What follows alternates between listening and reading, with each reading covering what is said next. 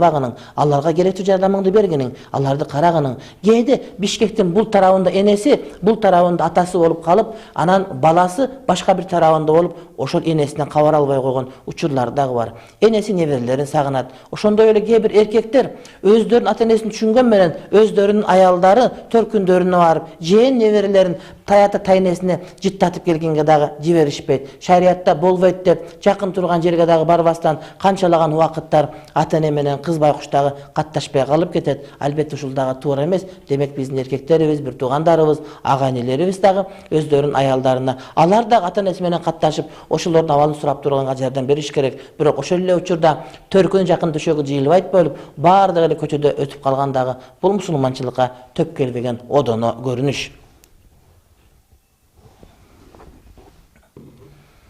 Ассаламу алейкум. Ордо деген кыргызчылыкка ишенсе болобу? Төрөй албай жүрдүм элем, бата берип коюңузчу, Аллах разы болсун дейт. Ордо деген кыргызчылык ишенген болбойт.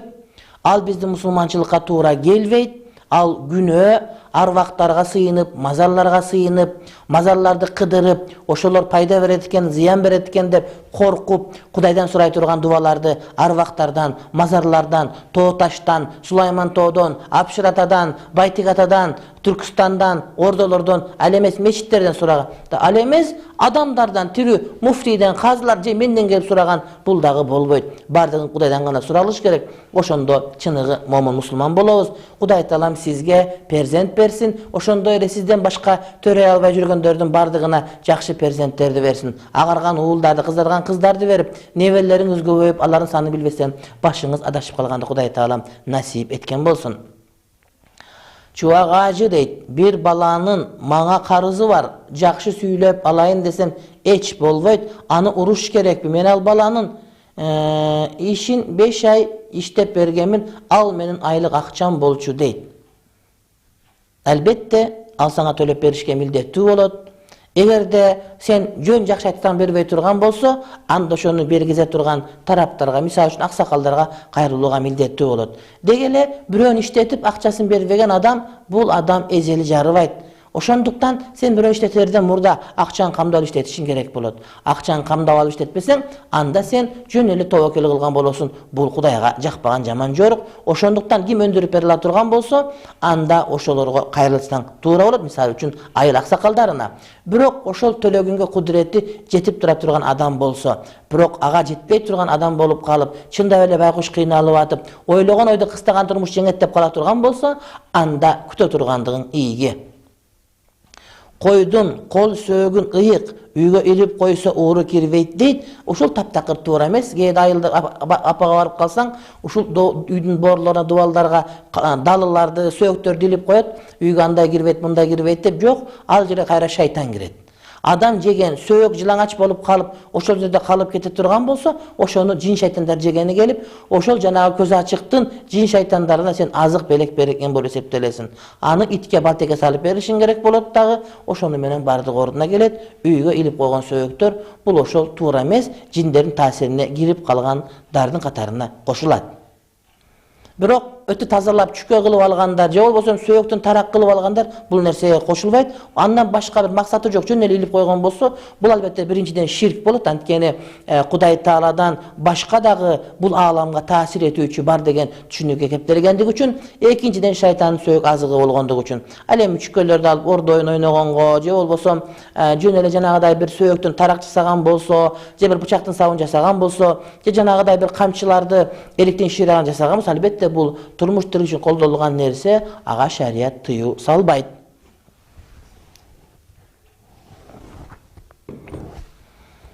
Америка ислам динин жок кылып жатат. Сиздин ой пикириңиз дейт.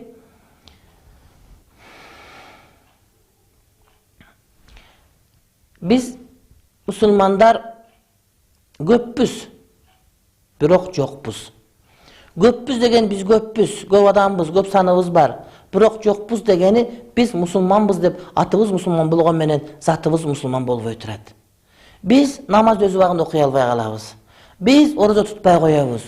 Biz dayıma gıybat söylep uşak aytabız. Biz adamdardын sözün tuğra niyet menen kabulдабастан içimiz buzuk болгон үчүн ар биринин sözün ушинтип сүйлөп атат, buzuk сүйлөp атат деп тура эмес сүйлөп алабыз. Ошондуктан урматтуу бир туугандарым, келгиле Америка ишин кылсын, Орусия ишин кылсын, Кытай ишин кылсын, бирок биз үйүбүздү таза кармасак, үй ичинде, көчөбүздө, коомубузда, айылыбызда, шаарыбызда мусулманчылыкка үгүт кылып, ошого даават кылып, чыныгы Кудай ыраазы боло тургандай мусулман болуп жашай турган болсок, Американын дагы башканын дагы күчү жетпейт. Бир убакта Афганистан сыяктуу байкуш мамлекетти кыйнап аткан СССР барып туруп жок болуп кетти. Афганистанда эле турат, ал эми СССРден эч кандай кабар жок калды. Демек, бардыгынан күчтүү Кудай, кудурети күчтүү Кудай турат, ошол Кудай Таалам өзү каалаган нерсе болот. Ал эми мени менен сенин мойнундагы милдет өзүң мусулман болуп, үй бүлөң мусулман кылып, ошолорго мусулманчылыктын дөөрөттөрүн, нарт населдерин таратуу болуп эсептелет. Киши зонада, келин сыртта, телефондо нике кыйылган, келинди коркуткан нике кабыл болдубу, кенен жооп бериңиз дейт. Келин сыртта болуп, бала иште болуп, анан молдо телефондон келиндин күбөлүгүн сураса, бул өтпөй калат. Себеп дегенде келин менен күйөө бирин-бири көрүп турган болуш керек нике кыйылган учурда, же келиндин өкүлү же күйөөнүн өкүлү чогуу болуп, айтор бир учурда болуп, экөөнүн сүйлөп аткан эки күбө бир учурда угуш керек. Телефондо сүйлөп атканын бияктагы молдеке угуп туруп, күбөлөр дагы телефондон угуп кыйра турган болсо, бул нике кыйылган болуп эсептелбейт. Кыз менен жигит бир жерде болуп, экөөнүн макулму деген сөзүн эки күбө ошол жерде угуп турган болуш керек. Анан бирөөсү бул жерде болуп, бирөөсү башка жерде болуп, телефондон айткан үнүн угуп туруп нике кыя турган болсо, бул нике жараксыз болуп эсептелет, урматтуу бир туугандарым. Ошондой эле келиндерди коркутуп, аларга өзү келиндерге дагы чала. Агентке кирет, анан жакшы сүйлөсүп ошого ээрип кетет да ошого барып тийип алып, андан кийин аны кечке коркутуп, антип коем, мынтип коем, ата-энең өлтүрүп коем, ошентип коркуп, кечке ошентип тамакташып жүргөндөр бар. Урматтуу бир тууганым, туура, сенин башыңда оор эмес жүк турат. Балким сен залым болуп, сага зулумдук болуп, сен кордук көрүп, балким сен адилеттен түрмөгө түшүп калгандырсың. Бул да Алланын тагдыры сыноосу. Бирок сен башка жердеги эже карындаштарын антип кыйнабагының. Ошол нерсе туура эмес. Сенин дагы эжең бар, сенин дагы энең бар. Насип кылса сен дагы кыздуу болорсуң. Ошондуктан ал дагы бирөөнүн кызы, ал дагы бирөөнүн эжеси, карындашы, бирөөнүн апасы, ошентип кыйнабагының. Ушундай көп болуп кетти. Зонага түшүп калган, түрмөгө түшүп калган бир туугандарыбыз, ошол сырттагы кыздарыбызды ушинтип коркутуп алган дегени бар. Албетте, бардыгандай эмес, кээ бир жакшып кетчү, бирок ошону жанагыда тамеки ташып бергенге, башка нерсеге колдонуп, ошентип коркуткандыгыбыз адамгерчиликке туура келбейт, урматтуу бир тууганым. Бир күн сенден дагы кыйыныраак бирөө чыгып, сага да ушундай туура эмес мамиле кылса, анда сен аттың деп бармагын читтеп калган болосуң. Билгиниң, Кудай Таалам эч нерсени жөн койбойт. Чөптү кордосоң көзгө зыян, сууну кордосоң дагы бир нерсеге зыян, ошол сыяктуу эле адамды кордой турган болсоң, сенин өзүңө зыяны тийип калат, урматтуу бир тууганым. Ассаламу алейкум дейт.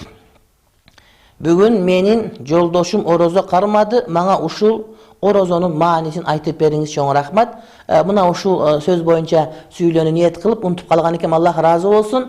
Мына бүгүн Мухаррам айынын 9-у, эртең 10-у, бүрсү күнү 11-и.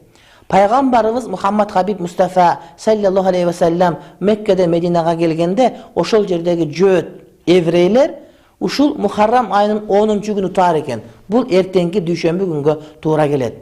Ошондо пайгамбарыбыз сурады, силер эмне үчүн мына ушул орозону кармайсыңар дегенде, мына ушул күнү Муса алейхиссаламды Кудай Таалам Фираундан куткарган дегенде, анда ошол Муса алейхиссалам куткаргандыгына биз алардын экинчи туулган күнү болуп калды. Демек Муса алейхиссалам экинчи туулган күнүн ошону белгилеп, ошого сүйүнгөнгө мен 2 эсе артыкмын деди дагы. Эгерде кийинки жылы ушул күнгө жетсем, мен ошол күндү тутам, ага бир күндү кошуп тутам, же мурда же кийин деп айтты. Эмне үчүн? Эгерде бир эле күндү, эртеңки күн тутуп эле койсок, анда биз жөөттөргө окшошуп калабыз. Ал эми шариятыбызда жөөттөргө окшошууну шариятыбыз өзү тыйган. Ошондуктан орозону бүгүн кармап, эртең кармасаңар болот, же эртең менен бүрсү күнү кармасаңар болот. Албетте бул деген 2 жылдык күнөөлөрдү кечире турган ушундай бир касиеттүү орозо. Бул нафил орозонун катарына кошулат, Ашура айын орозосу. Мына ушул менен гана чектелебиз орозо кармоо менен. Ал эми Иран жериндеги шиит деген адамдар, булар ошол Ашура күндөрү özlerin bölökçe kılıp, özlerin janagıday bir çınjylar menen urup, denezin kanatıp, jana başka kılgandары Gadir degen mayramda taptakır tuura emes. Degil hazır өлkөbüzdө şiitleştirүү саясаты жүрүп атат. Атайын bir fakultetlerde Pers madaniyati, Pers tili degen tili menen girip adamlarga şiit bagытын таратып аткандар бар. Эгерде биз ушинтип бара берсек, буга биздин мамлекеттик коопсуздук кызматы СМБыбыз, биздин ички иштер министрлиги, биздин мынакей элге билим берүү министрлиги, биздин депутаттар көңүл бурбаса, анда ошентип шииттердин саны көбөйүп олтурса, барып олтуруп Сириядагыдай сүнниттер менен шииттер деген чоң кагылышуу болуп кетүү коркунучу бар. Эгерде согуш тамак аштан боло турган болсо тез эле бүтөт. Бирок жер талаш менен дин талаш болуп кетсе, анда өтө оор маселе келет. Ошондуктан мамлекет башчыларынын баардыгы ушуга көңүл буруш керек. Ошол шиит агымын таратып аткандар чегара коюш керек. Ал эмес мына угуп атам жакында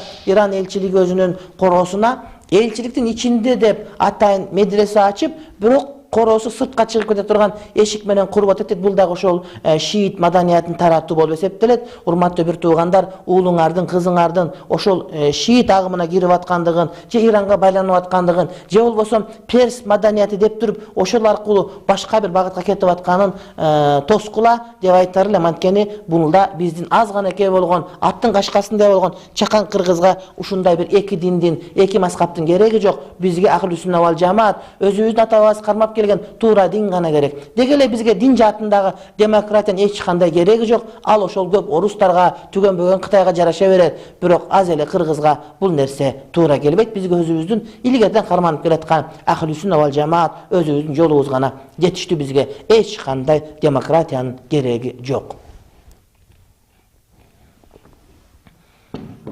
Менин апам мени чоң эме 1 жашымда ак сүтүндөн кечтим деп берип койгон экен. Эми менде акысы бар.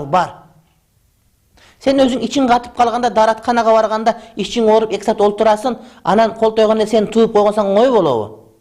Тоок кичинекей жумурткасы тууганда 2 саат кыйкырат. Анан кара башлы адамды көргөндө эне деген кыйналат, өлүп да калышы мүмкүн эле. Ошон үчүн ал ак сүтүн кечтимби, палан түкүн деген нерсе жок. Энең урмат кылышың керек болот, урматтуу бир тууганым. Саламатсызбы? Мусулман эркек алтын шакек сепичка тагынса күнөөбү арам болот. Эркекке алтындын бардыгы арам. Bir gana tişlerin var, eğer de tişlerine altından başka tiş saldırsan, oğuzun sasıp kete verirse, anda altın tiş saldırsan bulur. Anan altın şakek, altın sepiçka, dağ altın emne, canağadan murdunu teşip altın söykö tağıp alsan, uşulardın bardığı sana aram bolup eseptiler. Altın şakeğinin bardığın buzup, jengeme versen, jengem özünü çoğun kılıp tiş salıp alad. Ayaldarga bolu veret. Su material menen gusul kılsa bolovu, bir bölmölü üydöbüz tuğandarыбызda бар дейт.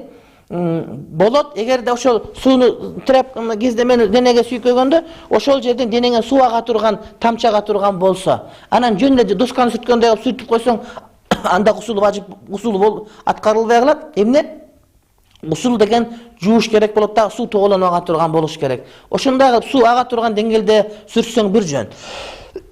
Анда сүрсөң эмес, ошол жуусаң болгону жанагы кездемең, ошол сенин жанагы сууңу ташый турган бир курал жараккана катары пайдаланып калды деген сөз болот. Анан жөн эле сүртүп койсоң, анда ал арчыган болот да, жууд деп эсептелбей калат. Байкем ата-энеме жардам берет, бирок апамды көп кыжаалат кылып сөздөйт, сөздөрдү сүйлөйт дегени. Андай болбойт. Кээ бир адам ата-энеме курсагын тойгузуп койсом, ошону менен бардык ордуна келет да, жок андай эмес. Ата-эненин көңүлүн көтөрүш керек. Кээде сен шаардык болуп кеттиң, сен кыйынсың, сен интернетке киресиң, сен күнүгө гезит окуйсуң, сен деген Бишкекте жүрөсүң, депутаттарды көрөсүң, Атамбаевден чамча көрүп каласың, телевизордон же көчөдөн. Айтор ошентип сен өнүгүп кеткенсиң да. Анан ата-энеңин айылдагы адамдын сөзү сага жакпайт. Атаң малды сүйлөйт, апаң кошунанын кызынын себин сүйлөйт. Анан сен алар менен сүйлөшүң келбей калат. Бирок ал туура эмес маселе. Сен ошол энең айтып аткан сөзгө кошулуп, атаң айткан сөзгө кошулуп, ошолор кызыктуу деп эсептеген маселелер сен үчүн кызыксыз болсо да ошого кошулсаң, ошол нерсе аларга канчалык бакыт тартуулайт. Билесиңби? Пайгамбарыбыз бир адамды айтты, сен ажылыкка баргандан көрө, кошумча ажылыкка, нафила ажылыкка баргандан көрө, энеңди маңдайында олтуруп, ошону менен бирге бир дасторкондо чай ичкениң бардыгына ашык деп айтты. Ошондуктан келгиле урматтуу бир туугандар, ата-энебиз биздин балким тамак ашыбызга муктаж эмес, балким башкага муктаж эмес, балким биздин жылуу сөзүбүзгө, алардын маңдайында олтуруп, өзүбүздүн курсагыбыз ток экендигин билгендигибизге макулдур. Kur'an-ı Kerim'deki ata-enene uf degen söz degen manisi, bir manisi ata-enene senden toydum uf dep aytpa degen bolsa, ekinçisi ata-enenin mаңдайына барганда uf debegin ata-eneң seni görüp balam kıynalып atıptır, balam çarçap atıptır dep kıjalat bolbosun deyt.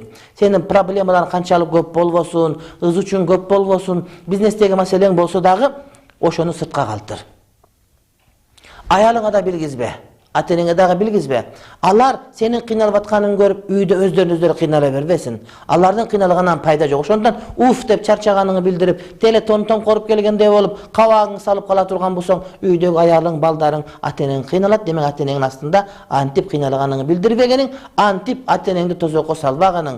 Sen sırtyňa sır görüp oşentesin, birok ata-eneň içinden ezilip, ebedey ezilip, jürekleriniň bary ezilip gidip, oşondan ata-eneň özüni kıynalganyny bildiribegin. Aýyna bir barsaň, yılına bir versen dağı Allah'ın kursağını tozaturan sözlerdi aytıp beleklerdi verip özündü kursağını toktoy görsösün ata-enene bolgan senji adamyň urmatly bir tuğanım oşol bolat. Egerde ayal küýösünden razı bolbosa al tozokko kirebi deyt. Masele emnede turat? Masele oşol ayalı menen küýösü biri bilen razı bolboýt degen masele şariat çeginde degen masele. Anan çynda böyle urup atkan bolsa, eneň baytal dep sögüp atkan bolsa, razı bolbosaň razı bolbay ele goýasyň. Bolgony oşol üýde ayal güýösüne baş iýbey, güýös töşegine çykyrsa gelbey, any togatpay goýa turgan bolsa, oşondo anda ayal beýişe gire alбай galyş ykdymaly bar. A birok şariat çeginde jakşy bolup atyp birok günö iş kılıp atkan bolsa, jaman görө turgan bolsa, anda bul uçurda antip aytkanga bizge jol berilbeyt. Urmatly bir tugandar. Bismillahirrahmanirrahim. Elhamdülillahi Rabbil alemin vel aqibatu lil muttaqin. Sallallahu ta'ala ala rasulina Muhammed ve ala alihi ve ashabi ecma'in. Esselamu aleykum ve rahmatullahi ve berekatuhu. Qayradan Allah Ta'ala maqtawlar aytıp, Peygamberimiz Muhammed Habib Mustafa sallallahu aleyhi ve sellem'e salam salavat taraf sözümüzü başlayabız. Men sözümüzdü ikinci bölügün görsötübüzdün başka bir söz menen, osiyet menen başlagym gelip turat.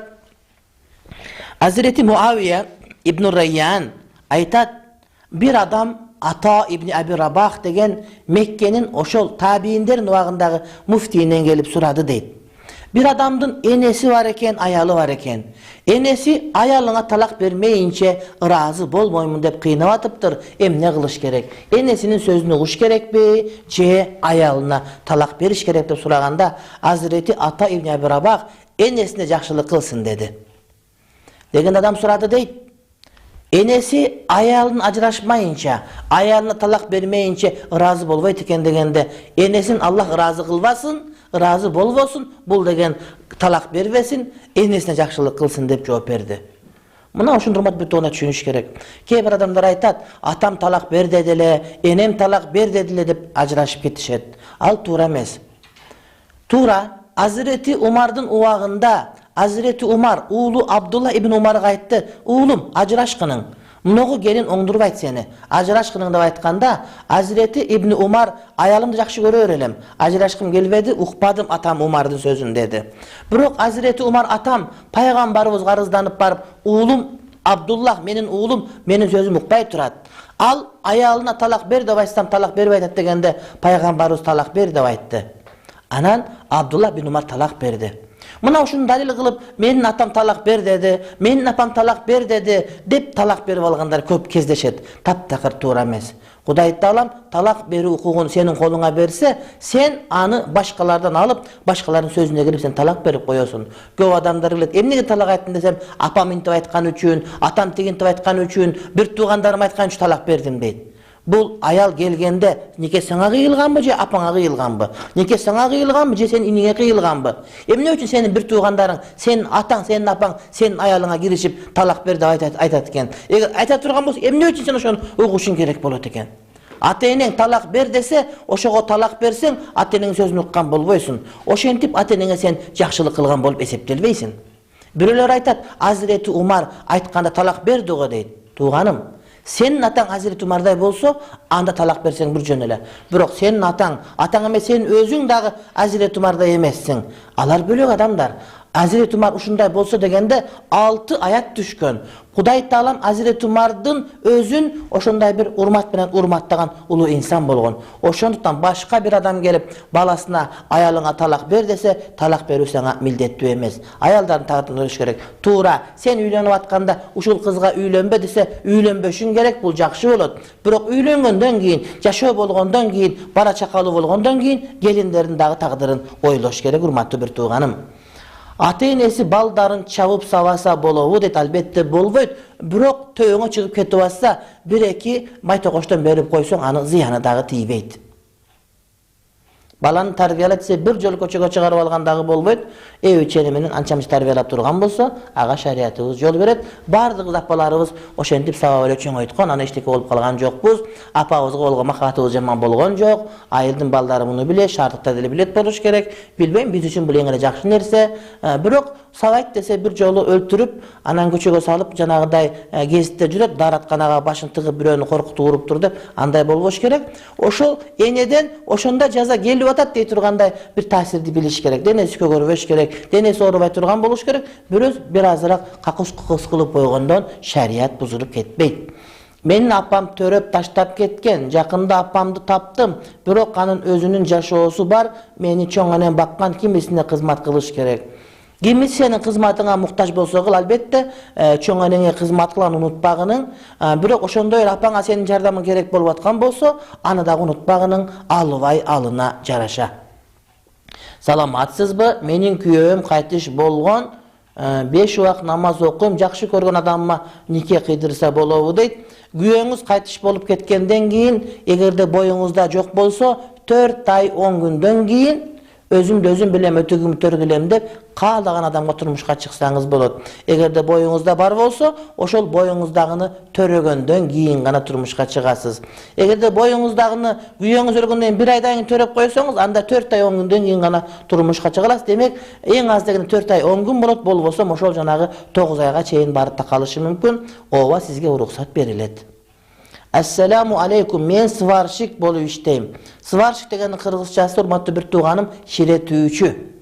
Ширетүүчү болуп иштейм, заказга мурзөк ограждение заказ келет, жазат. Сен оруссунбу, кыргызсынбы түшүнбөй калдым. Жарымы орусча, башталышы арабча, анан кыргызча, орусча, анан дагы кандай болот? Жазаса дегениң өзү дагы ката жазып коюп турсун. Мурзөкө ограждение дегени ошол мазарга четине тосуп кое турган тосмо дейт, болот, мал-сал кирип кетпесин деп. Бирок сүрөтүн чаптап берсе, чаптап бербегениң. Түшүнүктүүбү? Жөн гана мал кирип кетпесин деп тосуп бере турган, жанагыдай bir чабыра тосмо кыла турган болсо, анын зыяны тийбейт. Мушкул кишат жөнүндө айтып бересизби дейт, болбогон нерсе. Мушкул кишат боюнча доктор Замир, билесиздер, биздин доктор Замир деген bir досубуз бар. Бул киши хижама кылат, дайыма мен өзүм хижама кылдырып турам, сүннөт амал. Ошол киши ошол Лейлектен, Кадамжайдан ошол Мушкул кишаттын китебин мен алып келип берип, аны мен окуп чыктым. Окусам, жанагы Золушка деген мультфильм бар орустарда. Ошонун эле жомоктун bir түрүн жазып алып, ошентип окуп аткан, бул болбогон нерсе, анын кереги жок. Мен айтат элем, Мушкул кишат окуп аткан апаларга андан көрө ошол жанагыдай кыргызча китептерди алып алып, мынакей Абдушукур ажынын китептери бар, ошону алып алып, же Максат Тамбылда муфтийибиздин тафсири бар, ошону алып алып, ошону баштан аяк окуп чыксаңар, албетте жакшы болот. Мен bir окуя айтып берейинчи. Могу Ош шаарында мечиттердин биринде Орта Азиялык белгилүү алым Мухаммад Садык, Мухаммад Юсуф устазыбыздын, досубуздун Тафсир Хилал деген өзбек тилинде 6 томдук китеби бар. Кээ бир мечиттерде ушуну 6 томдук китепти 6 жолу окуп бүтүрүшүптүр. Ошон үчүн өзүңөр түшүнгөн bir Мушкул кишат дегенди окубастан белгилүү алымдарыбыздын жакшы китептерин кечиресиздер, баштан аяк окуп тура турган болсоңор, өзүңөргө пайда болот эле. Анан кээ бир мугалимдер мектеп бүткөндөн кийин барып эле намаз деле окушпайт, анан кийин атинча болуп Мушкул кишат окуйбуз деп чогулуп, же өздөрү түшүнүшпөйт, эптеп эле кыжалат кыла бергени бул акылга сыйбаган көрүнүш. Ошондуктан келгиле өзү түшүнө турган жакшы китептер бар. Мынакей акыйда боюнча китептер бар, дил азык басмайынан чыккан өзбек ажынын китептери бар, Кудайга шүгүр. Кур'ан-ы Каримдин тафсирлери чыгып атат, Кудайга шүгүр. Пайгамбарыбыздын тарыхтары бар, Чексиз нур деген bir көркөм китеп бар. Мына ушуларды окугула, ошондон пайда көрөсүңөр. Өзүңөр түшүнбөгөн bir Золушканын жомогун окуй берип, аны менен убактыңарды кетирбегиле. Ассаламу алейкум. Мен күйөөдөмүн. Ата-энем хижабыма каршы келин жолукчан жүр дейт. Jok, sen köyge tiygen bolsaň boldu, ata-eneň biyligi öçtü, ata-eneň saňa bir neke deye albayt, sen köyüň sözüni okunuň. Köyüň dile hijapka karşı bolsup başyň gerek, hijap saňa farz mildettü, ata-eneňi, köyüňi, kaynataňy, kayneneňi, Kırgızstandın bardygy manasatawuzy koşup, bütünde alamdyn Muhammed Peygamberdi koşup yaratkan Hudaý Taalam buyur, oşondan hiç kime kulak salbaşyň gerek. Hijap farz, urmatly bir tuğanım. Assalamu aleykum. Enesi balasynyň kabryn ziyaret kılsa bolowu deyt. Bolat albette. Peygamberimiz aytkan: "Kuntu nahaytukum an ziyaratil kuburi fa innaha tuzakkiru bil ahireti zuruha fa innaha tuzakkiru bil ahireti" deyt. Men sizlerdi kabrlарды ziyaret kılgandan tıygan elem, emi ziyaret kılaybergile, kabrdardy ziyaret kıluu adamlarga ahiretde estetip, jüreklerin jumşatat degen osiyeti var. Demek, kabr ziyaret kılbagala degen hadis bul öküm öçkön mansuh hadis dep düşünülöt. Namaz oku dep kıynayt, jana savat upiya ejem deyt. Jok, sabakan tuğra emes, düşündürüp aytiş gerek. Adam çınıklastan okubasa ötpey kalat. Oşonduktan al çoňaýyp kılan adamga namazı düşündürüş gerek. Anan jaşyrak bala düşünbös, anda bulardy birazrak tartipke çakırıp koysa bolat, birok çoň adamdy düşündürüp any kanattanyp arkyly gana alıp kelgenimiz makul bolat. Hudaý Taalam hidayet berбесе kıyın. Assalamu aleykum, ustaz deyt, мне подруга. Она, видимо, можно дала, теперь она недавно вышла замуж во второй раз, и что? Теперь будет спасибо deyt.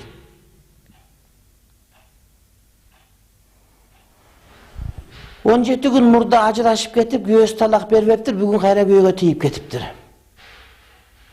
Biri içerige su tappay jürse, biri geçerge hiç tappayt imiş. Kızlar 40'ka çıkıp kartan bolup karıp baratsa, buga güye bir aydaki güye dayar. 17 gün bolğun ajraşıp ketken kayra bugün tay. Bu emne degen söz boldu. Çok aram zına, oynaştık bolot. Janagilgerki Massabetdegi soyuqqa kızlar da ele odun jaşosu. Antkende bul birinci göğüsün ayalı. Andan talak alıp, iddası bütüp, tartibi bütkönden keyin gana başka turmuşka çıksa bolor ele. Azir bunu kılgandy dosoňdugy taptakı toora emes, munusu soykuluk. Assalamu aleykum ajake, Zakska maşina menen çıgıp, akça tapıp üy bülöni baksa bolowu, Allah sizden razı bolsun deyt. Uşunu jakşı emes deytirim. Tuğandarım, egerde sizler Zakska çıkpasaňar, alar kılbayt ele. Bu Zaksty özbek çıkpayt, dungan çıkpayt, orus çıkpayt, şu janagı kaşaýgır kırgızın çıgat. Bu kırgızıňyň üyü 2 komnat. Taşyol menen barasın. Aýnegi çoň atas çap bergen jygaç tereze, anan dagı Zakska üýlengende çoň jip maşina menen çıgat. Kaýsaryňa çıgasın, kaýsaryňa toy kılasın. Toydan keyin kayradan marşrutka menen bazarga baryp gele turgan bolup, jügörüňi makaňdy çap kalgan bolasyň. Bolbay tuğanım. Oşon üçün sen de urmatly bir tuğanım uşul işti kılbay ele goy. Aram dep aytpayt elem saga. Birok baribir jakşı emes. Baribir jakşı emes. Oşol Zakska çygyw degende toktotuş gerek. Gerek bolsa tosuş gerek. Bol bogon nerse, bol bogon ısırap. Şunda jakşı görüp atsaň, oşol toyga ketken ısırapty, Zakska ketken ısıraptyn bardygy çogultup berseň, alar oşogo jer alyp alsa, jok degende 2 bölme üy salyp alsa, oşoga bir maşina alyp alsa, üy bülöge jardam bolboy bile. Toy kılıp toydan keyin ömür boyu kar üstölöy turganday. Anday bolboş gerek. Muna men özümdün kızımdy, çoň kızımdy turmuşka çıgardım. Turmuşka çıgarganda kanday, oşol kiçine baldyzy meniň golumda bolup kalıp çıgarganda jakşı yerge güýöge berdik. Çoň işleri var. Şul Bişkekde en çoň toylarda toy kılganga kudret jete turgan jerge berdik. Birok men aytdym Hudaga. Huda dedim, Paýgamberiň nasihaty var. Kaysyl kızdın, kaysyl nike jeňil bolup, en oňoý bolup, en arzan bolup turgan bolsa, ısırap bolboy turgan bolsa, oşol nikede bereke var dep aytkan. Oşon üçin siz toy kılbaňyz. Siz bizdikine bir goý alyp geliňiz, 2 goý alyp geliňiz. Birazrak tıyın berseňiz, oşon özüňize gaýra töşek kılıp berебиz, hep kılıp berебиz. Bolgon oşol dep, akça azırak akça alıp, oşoga töşek kılıp gaýra özlerine koşup berdik. Gelgen adamlarga ne kıldyk? Oşol koyun soyup, konak kılıp berip, geçinde wagtdagy bir koyun jep, oşo menen bardygy bütdi. Muna bakly yaşap atışat. Birok 30 000, 40 000 dollar toy berip, gelindin bir çini jyly çaýyn içpesden ajraşyp ketkenler toltura. Oşon üçün toy maksat emes. Zakys maksat emes. Maksat baktylуу jaşоо. Келгиле ошентелик. Анан жашоо башталып аткан учурда бактылуу болсом, жакшы перзент болсом деген адамдарга арак менен баштаган жакшы эмес. Сен кантесиң? Сен үйлөнөсүң дагы ошол сага нарса төрөп бара турган келинди дүйнөнүн бардыгына көрсөтүп, ар кимдин назарын түшүрүп, сугун түшүрүп алып келесиң, жанагы бала төрөй турган аял ошол убакта эле бузулуп кирдеп калган болот. Нике кыйганда тастайтып отургузасың. Андан чыгып алып барып сен не кыласың? ЗАГСка чыгарганда кыска көйнөк менен көкүрөгүн ачып алып, төштөрүн көрсөтүп алып, чурайын көрсөтүп алып, адамдарга көрсөтөсүң. Аз келгенсип жаллап атык болсоң Курманбек эстелегине бир барып, Наркортко бир чыгасың. Оштук болсоң Сулайман тоого барасың. Элдер көргүлө аялымы дейсиң. Жасанып алган, бети башын боёнгон кызды бардыгы көрүп, оюн ар нерсе келип, ага сугу түшүп назары түшөт. Аз келгенсип, кийин дагы эстеп жүрсүн деп сүрөткө түшөсүң жылаңач бойдон. Көрүнгөн кучактап келип өт, көрүнгөн вальска түшөт. Анан көрбөгөндөр калбасын деп тойго чыгарып, дагы төргө тургузуп алып, жылаңач аялды элдин баарына көрсөтөсүн. Эми ошо менен кечинде жатканыңда ошондон бала боло турган болсо, ага жакшы бала деле болбойт. Өзбек элинде жакшы нерсе бар экен, ошол келинди паранжыга орогон бойдон алып кетер экен үйүнө. Ал бизде деле бар эле. Ошол келинге башка шөкүлө кийгизип, шөкүлөнүн бардыгы түшүп, бети жап кетип аткан келин келбейт, көрүнбөйт эле эч кимге. Келген келинди ошол жердеги аязаты көрөр эле. Келинди келгенде көр, кемпирди өлгөндө көр деп. А биздики кемпир эмес, келин ошо үйдөн чыкканда бета дыда жылаңач, келгенге чейин ааламдын баары, ит, мышык, бит бардыгы көрүп бүткөн болот. Эмне деген шермендечилик болду? Бул бизде эле бар. Ошон үчүн урматтуу бир тууганым, ошол машинеңди кой, башка тиричилик кыл, ошол андан дагы адалыраак деп айтар элем.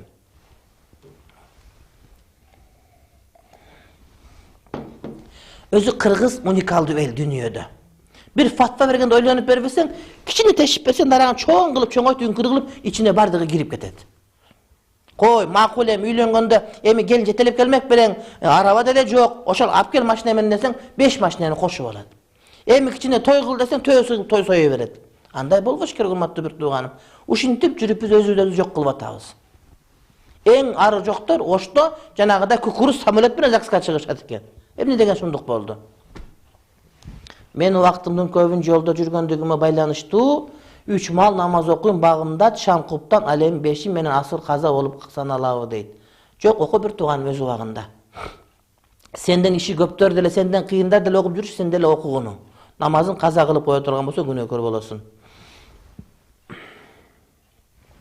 Нух, Муса, Иса алейхиссаламдардын диндеринин аты эмне? Ислам.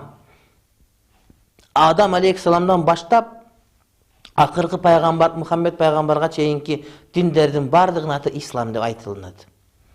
Саламатсызбы? Баланын 40-ын кантип чыгарыш керек? Эртерээк чыгарса болобу? 40-ын чыгаруу деген сөз жок. Болгону ошол бала төрөгөн аялдын өзүнүн 40-ы чыгат. Аны нифас деп коет. Ошону аялдын 40-ы чыгат дегенден уялып, кыргыз маданиятты эл болгондагы баланын 40-ы чыгат деп тергеп коюшкан. Ошол баланын 40-ы чыгат деген церемония жок, болгону ошого чейин келинди кыйнабастан, ысык сууга, муздак сууга колун салдырбастан, үлпүлдөтүп багып, жакшы тамак кылып берип, күчтөндүрүш керек. Жанагы бала төрөп, ден соолугунан ажыраган келиндин кайра ден соолугу калыбына келиш үчүн 40 күн ушундай бир процедура боло турган күн. Ошон үчүн келинге шим жудурбастан, башка кылбастан, үлпүлдөтүп багып, жакшы тамак берсеңер, ошол келин жакшы төрөп берет. Кыргыздын бардык аялдардын бардыгын бели өрөт. Эмне үчүн? Ошол 40 күнгө чейин, бели катканга чейин кыймылдап иш кылгандыгы үчүн. Ошон үчүн урматтуу бир туугандар, 40 чыгат деген сөз балага эмес, баланы төрөгөн аялга тиешелүү. Куран китеп асмандан түшкөнбү же аян аркылуу берилгенби дейт. Жебреил периште окуп берген. Кээде пайгамбардын кулагына Жибрил периштенин келгени коңгуроодой угулса, кээде башка бир жагымдуу менен угулар эле, бардыгын ошол Жибрил периште окуп берип, ошону пайгамбар бизге окуп берип, ошол аян сыяктуу болгон вахий менен келген. Муну аян деп атпайбыз, муну биз эмне? Вахиюн деп айтабыз. Китеп боюнча ушинтип менин колумда китепте болуп, ушундай эле түшүп калган эмес, урматтуу бир тууганым.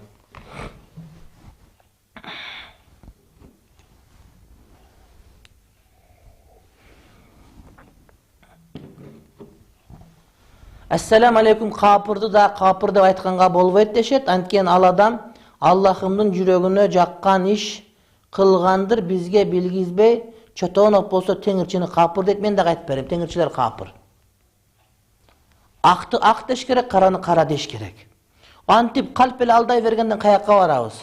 Теңирчилерин капыр, алар мусулман эмес.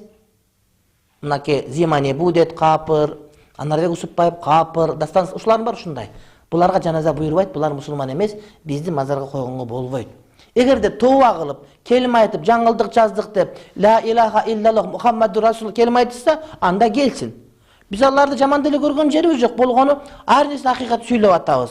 Китеп жашыл деп айтабыз, жашыл болсо, барак ак деп айтабыз, ак болсо, анан муну күрүшкө дейбиз, анан капырды капыр деп айтабыз. Андан эч кандай нерсе болбойт. Эгерде бир адамдын дини белгисиз болсо, ошону капыр деп айткан мына ушул коркунучтуу.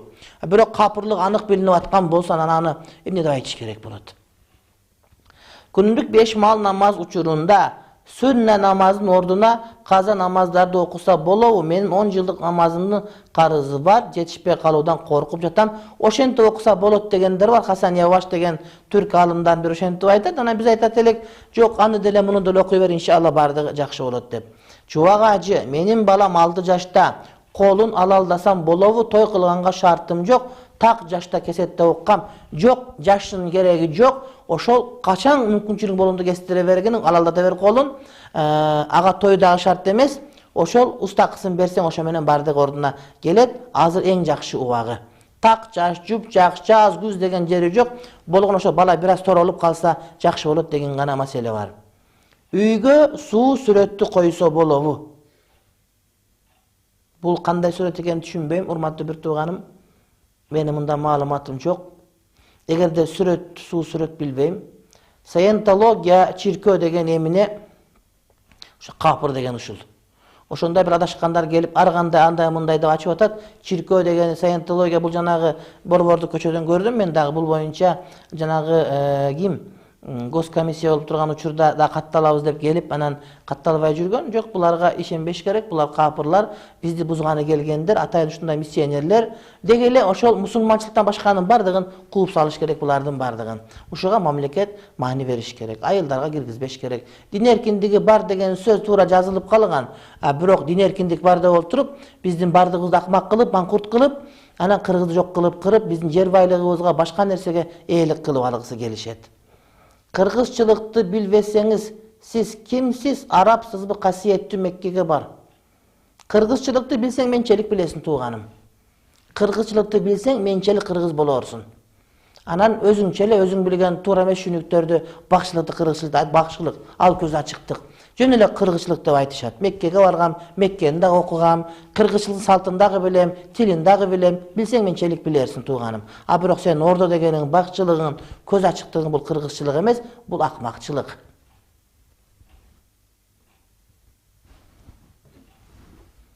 Мен кыргызмын, кыргыздын мундузумун. Ата тегим белгилүү, урматтуу бир тууганым. Эч кыжалат болбо. Документалдык санжырам дагы бар. Ассаламу алейкум, чубак устаз, Ашура күнү кайсы, качан, канча күн орозо кармаш керек? Эртең бүрсү күнү. Эртең Ашура күн, бүрсү күнү кошуп кармаңыз. Кээ бир туугандар бүгүн кармашты, бүгүн менен эртең. Бүгүн кармабай калгандар эртең менен бүрсү күнү кармасаңыз, иншалла Ашура күнү кармаган болуп эсептелесиз. Кудайым кабыл кылсын.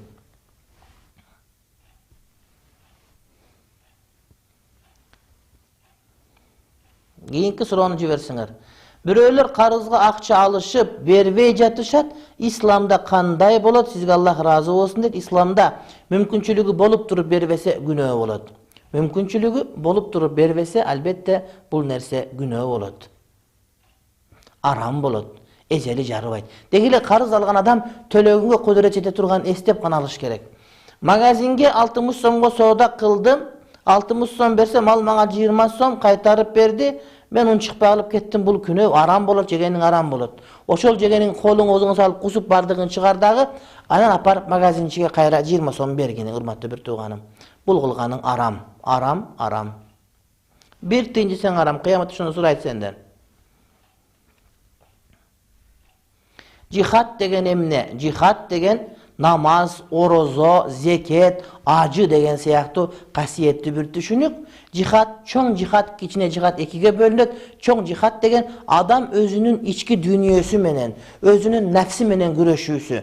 Адамдын адамгерчиликке болгон, адамдын бир улуулукка болгон аракет кылуусу деген сөз болот дагы. Ал эми кичине жихад деген ата мекенди капырлардан, душмандардан коргоп, мекенибизди, мусулман өлкөбүздү сактап калуу, динибизди коргоп калууга болгон ыйык согуш деген сөз болот.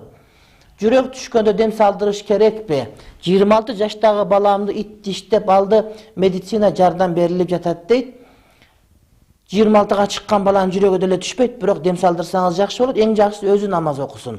Ошондо өзүнө дем салына берет. Доктурга кайрылыш керек. Менин кайын журтум ичкилик ичишет. Жолдошун да бузуп турушат, ичтирип.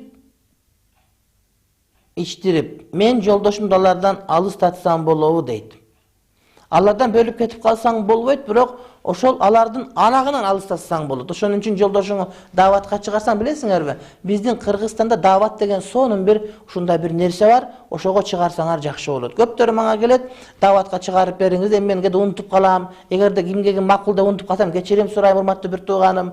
Ошондуктан мен дааватка чыгарам деп аракет кылып унутуп калсам, сиз мага карап отурбаңыз. Негизинен мага эмес, сизге керек. Ошондуктан мен жумушум көп болуп унутуп калам, сага капы болбоңуз. Анан дагы бир маселе, мынагы жакында кече бир жума болуп калды. Ушул Давут деген жаш наристе өтүп кетти. Энеси биздин сабактарга катышып жүрөт. Андан сырткары мына Айгүл Акимбекова деген бир даңктуу кыргыз журналистикасынын өзгөчө үнү бар.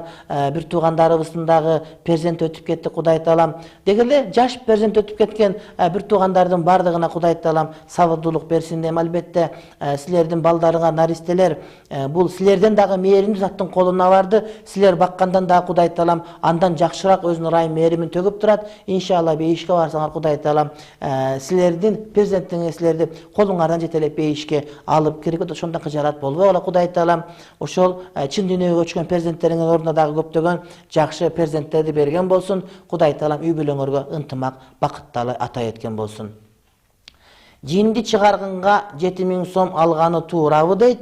Негизи ушул молдокелердин ушинтип айтып атканы албетте кээде ыңгайсыздык жаратат, бирок ошого карабастан кээ бир адамга күндөп-түндөп дем салып берсе, жыртык 100 сом берип кетип калгандары дагы бар. Ошондуктан колуңуздан келсе анда барыңыз, болбосо ошол тыйын сурабагандарга барыңыз. Мисалы үчүн муногу ынтымактагы менин досум Жыргал молдо кече убакта тыйын сураган адам эмес. Анан кээ бир адамдын тиричилиги кыйын болгон үчүн ошентип тыйын сурайт экен. Эми алардын деле жашоосун ойлоп биз кээде унчукпайбыз, бирок мүмкүн болушунча эки тарап бирин-бирин түшүнгөндүгү эң макул болуп эсептелет. Доктурга барып жакшы болуп кетсеңиз, канча тыйын берсеңиз дагы нааразы болбойсуз, бирок молдого келип жакшы болуп кетсеңиз, берген тыйыныңарды доолай бергениңер албетте жакшы эмес болуп эсептелет. Кудай таалам уккан маселебизди угуп, ошого амал кылып, башкаларга жеткиргенди Кудайым насип кылсын. Мына кыш бирөө келип калды. Кудайым кышта светибиз өчпөсүн, үйүбүз жылуу болсун, наныбыз көп болуп, курсагыбыз ток болсун, намаздары мечиттерде окулсун.